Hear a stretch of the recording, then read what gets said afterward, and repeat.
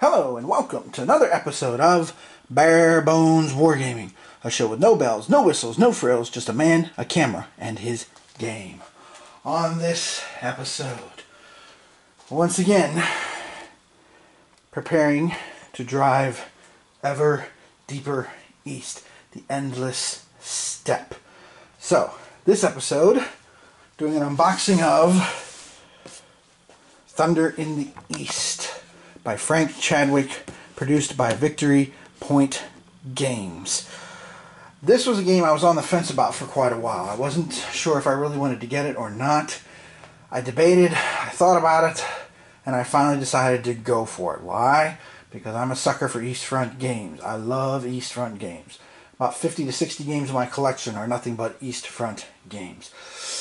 So, this just literally came a couple hours ago. I took the shrink wrap off, as you can see. So let's go ahead and I'll show you the back of the box, because the back of the box has a lot of detail. By the way, if you're wondering why I slid it, here's why. Did you hear that? Holy cow, almost collapsed the table. But the back of the box really gives you a good view of what's inside. You know, that's really cool. So let's take a look. Alright, let's make sure we're out. Yep, we're out as far as we can go. So, what do we got here? Well, let's see. Got the tuck boxes, which I'll have to take a look at and stuff. I think that's for the cards. Yeah, that's for the cards. Okay. Got a boatload of plastic bags. I'm not a big fan of plastic bags. Like a billion of them. I usually use sandwich bags, to be honest. Got some custom supply dice. This was one of the things that intrigued me. I'll be curious to see how these bad boys work. Take them out of the bag here for you real quick. If I can get the thing. Zippered bags are the bane of my existence. I feel like the fox in Aesop's fables. Those grapes are probably sour anyway, but not really here. No. So here's the dice. There they are with different sides to them. These are the supply dice that you use for your supply centers. That intrigues me, so that's part of the reason I went ahead and picked this up.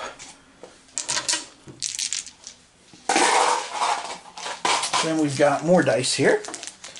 We've got some, if I can get them open, you know what, forget the zipper, let me just tear it open. There we go. So then we've got some more dice there. Okay, as you can see, I'll zoom in here a little bit for you. Got some different icons on them and stuff. Whoops, where'd they go? There they are. There we are. So we've got some plain stuff. I know they're used for close air support. Got some bullets, got some armored things too, and then there's just straight up six-sided dice. So that'll be interesting to see what all that's about. Okay, so some more dice. Then we have the rule book here. Thunder in the East, the rule book. First thing I noticed is it's heavy, it's big. It's, let's see, 88 pages almost. Whew. Wow. It looks nice though, if you really look at it for a second and take a look at it. It does look very nice. Lots of stuff here. This is like you expect to see from Victory Points games with the different colored boxes, even way back the simpler games and stuff. So this reminds me very much of like Prussia 20 kind of rule book, or 100 Days 20 kind of rule book. Okay. So lots of information here. Wow. Yeah, there is a lot. There is a lot. Like I said, I debated this for a long time, but I finally pulled the trigger. So we're going to go for it. So, there's a rule book. Here's the scenario book. A little bit thinner, a little bit wider too, a little bit shorter. Okay, again, usual kind of stuff. Here's deployments for everybody, optional deployments. That's cool. Access deployments. So this is for Barbarossa. Okay, then there's a Typhoon. Very cool. I always like games with multiple scenarios. The one thing I keep searching for there, and the only thing I've ever found so far that's been a big game that's had in it, is the whole Rostov operation between the fall of Kiev and when Army Group South goes after Rostov. I mean, I had Barbarossa, Kiev to Rostov, 1941, which I'm looking at, but the only big game I ever found was Blocks in the East. They have a scenario for that. So, but this is interesting too, this economic game map here too, you know. That's interesting.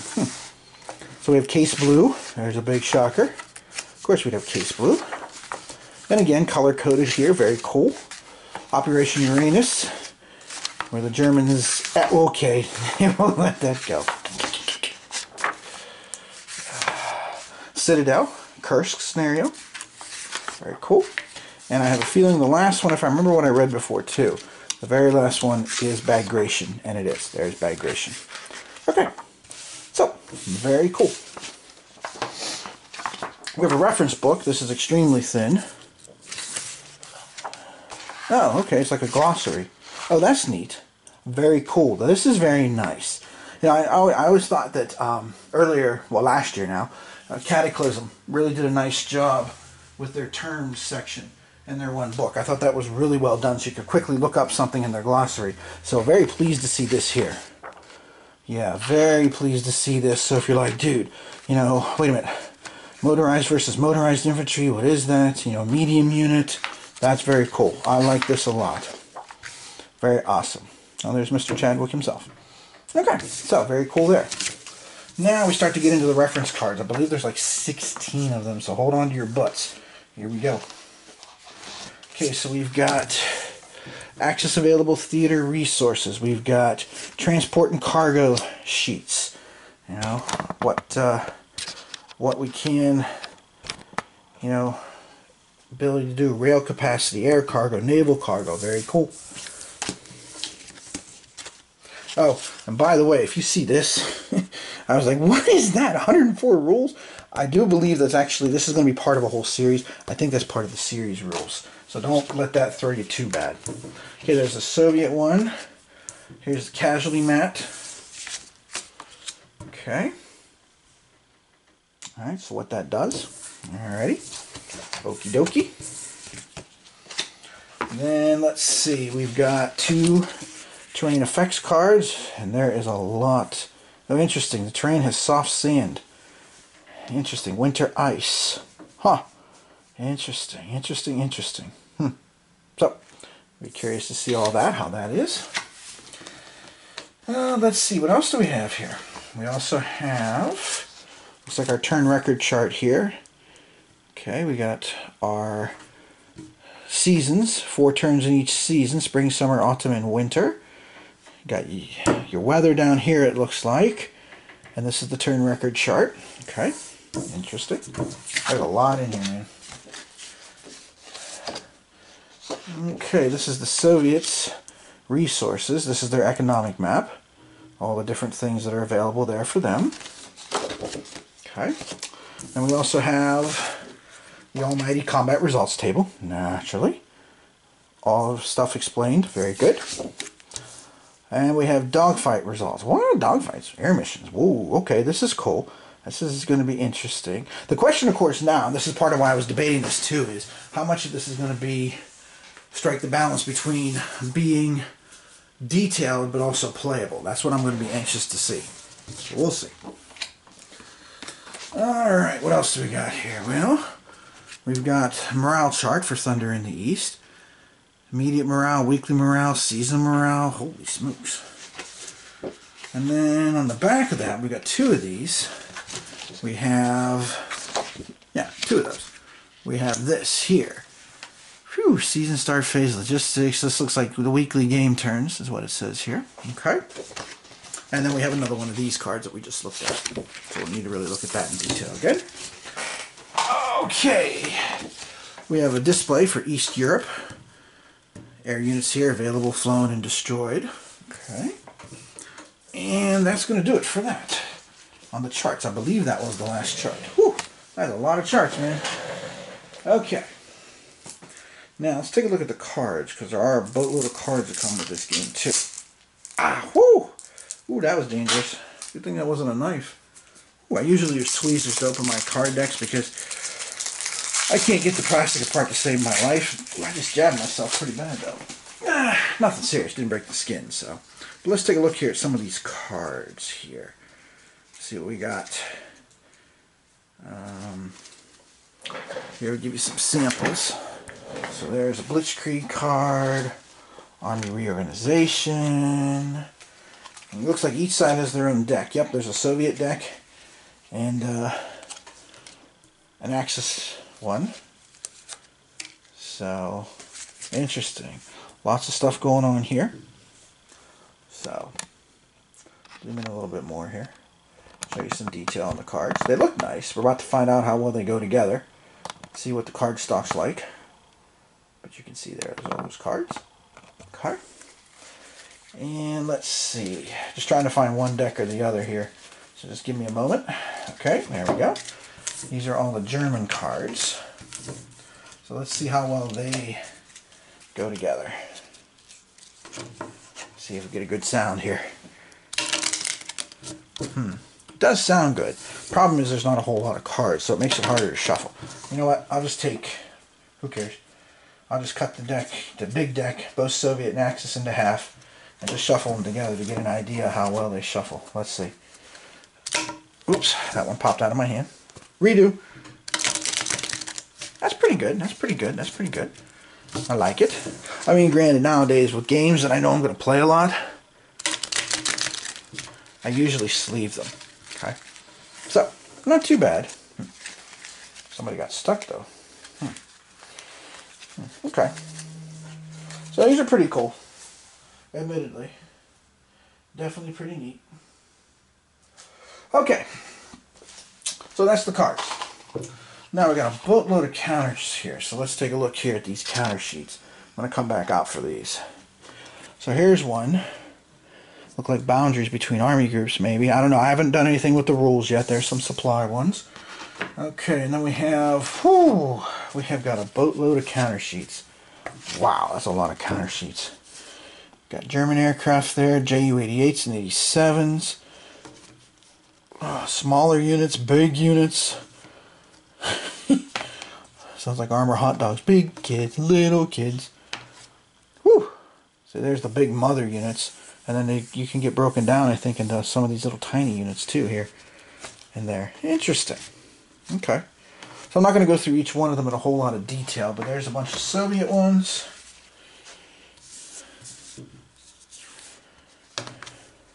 Here's some German ones. And there are a lot of sheets here, and I do mean a lot.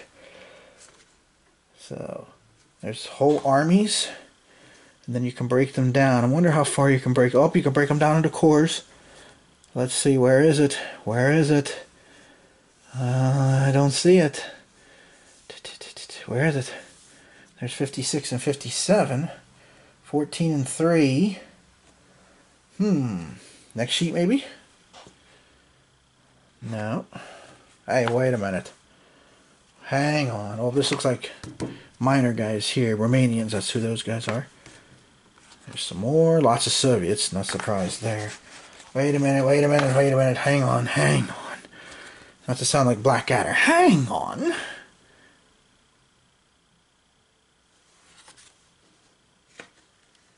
I'm looking for my beloved 24th Panzer Corps and I don't see it. I see 56th and 57th Panzer Corps. I see Panzer Armies.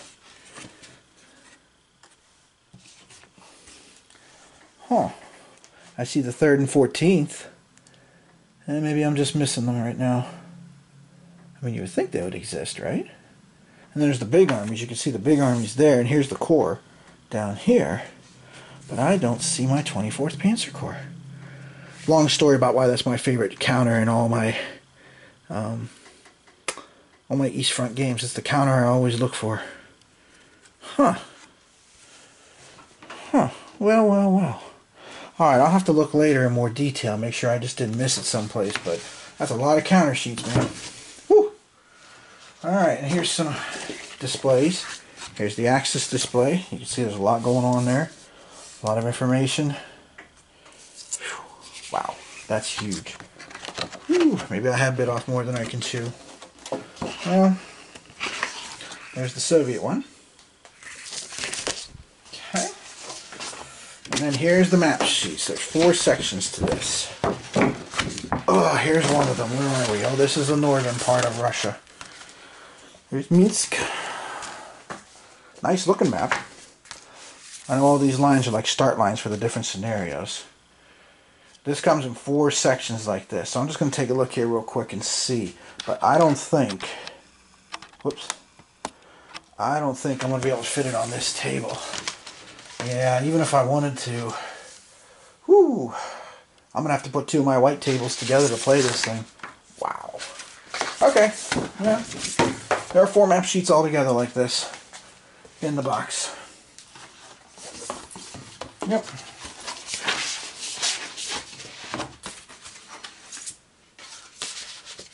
At least I think they're supposed to be 4 map sheets. 1. Yeah, okay, 2. Oh, some of them are smaller. 2 of them are smaller. These are smaller chunks. I'll show you these. Maybe I can fit it on this table if I do it right. Whoop, this is upside down. Upside. Sorry. Kubyshev, Gorky.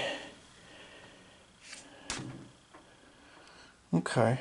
Okay, well, we'll see. I'll have to see if it'll fit on this table or not. This table is 86 by, I want to say 30. So this is another one of the huge ones. So there's Stelino. I always have trouble with that one. I'm not even going to try it right now. So that means that Rostov must be elsewhere. Yep. Okay. And that's it. So it's very, very impressive in terms of what you get here. It's very impressive indeed. So, very cool. Very, very cool indeed from there. Okay, now, what I'm going to do now is I'm going to have to move you a little bit because per one of my subscribers' requests, I'm always talking about my books and stuff, which I have a lot of books, way too many books. My mother used to say that I have enough to rival some small-town libraries in the United States. That's probably actually true, especially on certain topics. So what I'm going to do is I'm going to move you here now, so just bear with me. And I'm going to show you my east front shelf. Okay, so let's go ahead. Bare Bones Wargaming interlude. La la la la la la la la la. Bum bum bum bum bum bum. Bum bum bum bum bum. Boom. Here we go. All right, let's see if I can make this work. All right, so here's my first shelf of books. Let me zero in here a little bit, so that way you can see. Well, that's the second shelf. Sorry. There we go. There's the first shelf. Unfortunately, this thing doesn't go any higher up. I could take it off the tripod, but then I feel like that doesn't do such a good. So I'll tell you what. I'll raise the tripod and try to hold it steady. Okay. So as you can see there, I have all of Stale's books. They've been interesting. Tank Warfare on the Eastern Front, very good. Luther's book I loved. Best book I've ever read about the Eastern Front is right here, Barbarossa Unleashed. Now, this one just came out in November. I haven't read this one yet. And then, of course, not surprisingly, I have my Glance section. You know, David Glance. I've read most of these. When Titans Clashed is definitely, in my opinion, if you're starting out with the Eastern Front and you know next to nothing, start here. This is a nice overview, not a whole lot of detail. I know Glance is usually renowned for his detail, and there is a lot of detail in some of his other works. But this one, nice overview. It's him and House together. So, this is good. If you're just starting out with the Eastern Front, you don't know a whole lot. This book, I haven't actually read. I got this as a gift before. But this one's just on Barbarossa. But this follows the whole course of the war. So, might want to consider that. And like I said, there's some more over there. Now, dropping down one shelf, and now I shouldn't be able to put the tripod back on the ground. Let's see, where are we here now? That's that shelf. Here we go. This is this shelf. Okay, so let me move you. And again, I apologize for the movement, but there's just no real good way to do that. Okay. So I've got some other books here. Of course, I have Beaver, his Stalingrad book. I like this book, The Men of Barbarossa, I will say. That was interesting about the German commanders. Kind of nice overview. I haven't read this yet, but I've seen interesting things. This Barbarossa 1941 by Ellis. Seen different mixed things about it, so, you know, just have to kind of wait and see.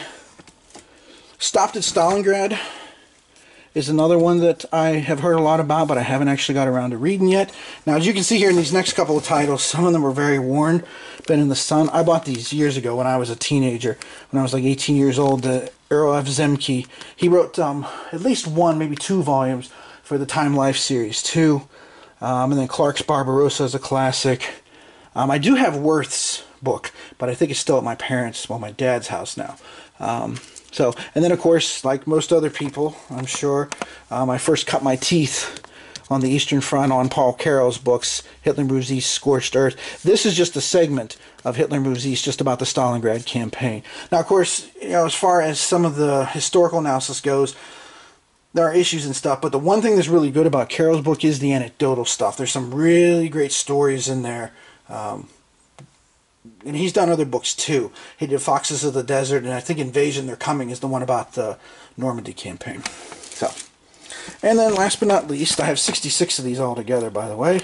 Let me just, let's just do that. Bear with me here for a minute while I lower the tripod down. Try and make it a little easier here on the last shelf. So, now as you can see, I also have some more Glance here. Barbarossa Derailed. I have Overy. This was really good, the German air war in Russia. I had no idea the Germans actually did plan on a strategic bombing campaign, but by the time they got everything organized, they were too far away, especially from, if I remember correctly, the Soviets only had one big power plant, power grid space, and they were going to try and bomb it, but by the time they got everything organized, they were too far out of range with bases. So there's that. Then there's, of course, some of these other ones here about Stalin. And then there's Stalin's generals as well, too. And there's some books like Ostkrieg I haven't read yet. I haven't read Zhukov's Greatest Defeat yet. As you can see, that's still in the shrink wrap, if you can see it on the camera there. And then, rounding out my library over here, this book, Enduring the Whirlwind, I thought was very interesting about the strength of the German army. Basically making an interesting case about why the Germans were able to sustain things all the way through 1943. Okay. And then this one here is a collection of essays that I stumbled across that I haven't read all of them yet. Same thing with this book, The Battle of Kursk. And then War Without Garlands, of course, is another classic as well. So that's my East Front library, all 1, 2, 3 shelves worth of it. I also have Hitler's Field Marshals around here someplace too. But since, of course, it's more than just Eastern Front, you know, that's why the Men of Barbarossa is interesting. And then some of you probably noticed on my second shelf I have one of the volumes of Germany in the Second World War, which is ruinously expensive to get a hold of. But I got one that I was not in the best of shape. I just need to get it rebound yet. So that's some of my East Front books there. Hopefully I went slow enough that, you know, you'll have a chance to take a look at some titles and stuff. Those of you that were interested, there was a handful of folks who contacted me about that through Board Game Geek, as well as one person made a comment on my last video there. So that's my East Front library. So here we go again. We'll do a nice little interlude here as I moved you back to the table. Ready? There we go. Whoops, let's come back out. There we go.